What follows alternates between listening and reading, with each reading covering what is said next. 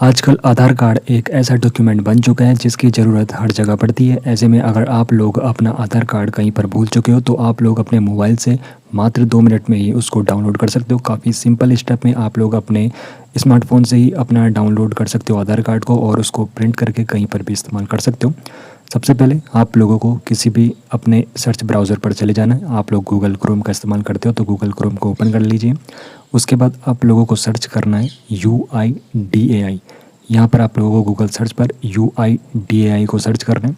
उसके बाद सबसे पहली जो आपको ऑफिशियल वेबसाइट दिखेगी उसी को आप लोगों को ओपन करना है। ऑफिशियल वेबसाइट रहेगी UIDAI.gov.in। तो ये ऑफिशियल वेबसाइट है, इसी पर आप लोगों को यहाँ पर क्लिक कर देना है। जहाँ पर आपको ब्लू कलर दिखेगा आप लोगों को साइड पर क्लिक कर देना है।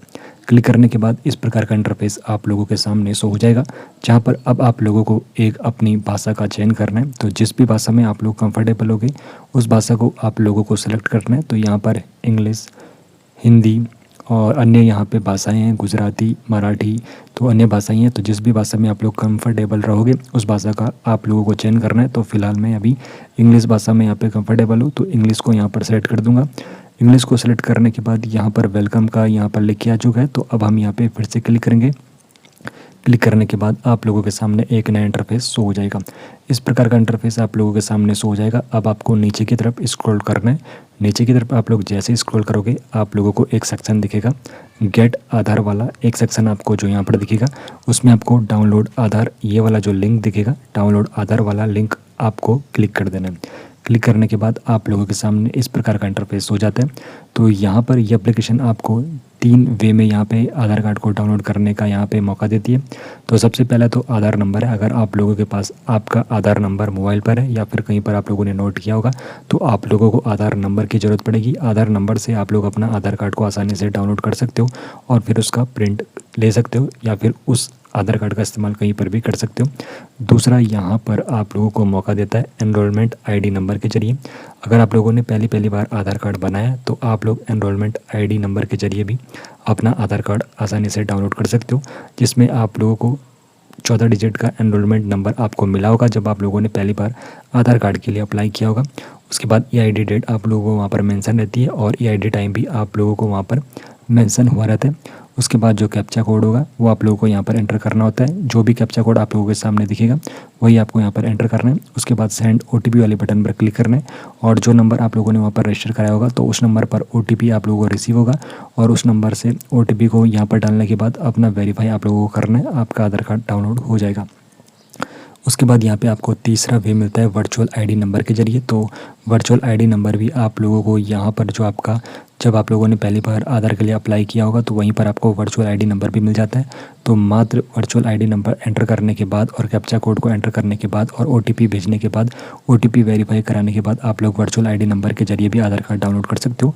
लेकिन फ़िलहाल हम यहाँ पर सीख रहे हैं कि किस प्रकार आप लोग आधार नंबर से यहाँ पर अपना आधार कार्ड को डाउनलोड कर सकते हो। तो सबसे पहले हम यहाँ पे अपना आधार नंबर जो भी हमारा 12 डिजिट का आधार नंबर होगा वो यहाँ पर एंटर कर देंगे। कैप्चा कोड जो भी आप लोगों के सामने शो होगा वही आप लोगों को कैप्चा कोड यहाँ पर एंटर करना है।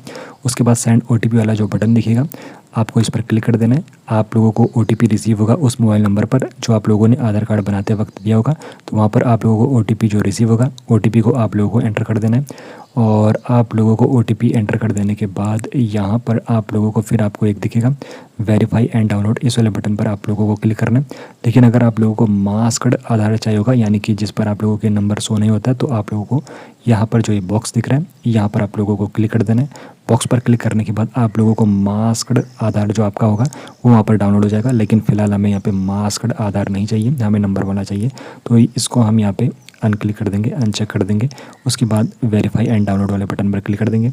10 से 15 सेकंड बाद आप लोगों का आधार कार्ड आप लोगों के सामने शो हो जाएगा।